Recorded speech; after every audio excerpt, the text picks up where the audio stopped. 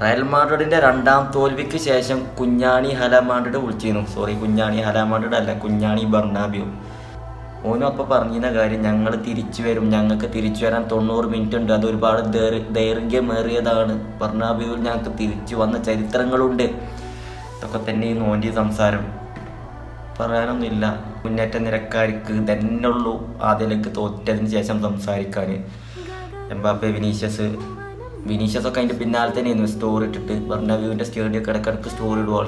റയലിൻ്റെ പൊടി പോലും കണ്ടില്ലായിരുന്നു. തിരിച്ചു വരണ്ട, ആ ഗോളെങ്കിലും വാങ്ങാതെ, അല്ലെങ്കിൽ തോൽക്കാതിരുന്നാൽ മതിയെന്നു.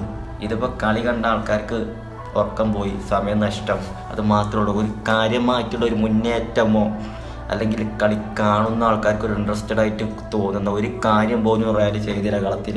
എന്നിട്ടാണോ ഏഞ്ചലോട്ടൊക്കെ മത്സരത്തിന് മുന്നേ ഞങ്ങൾക്ക് 90 മിനിറ്റ് ബാക്കിയുണ്ട്, അതൊരുപാട് ദൈർഘ്യമേറിയതാണ് എന്നൊക്കെ സംസാരിച്ചത്.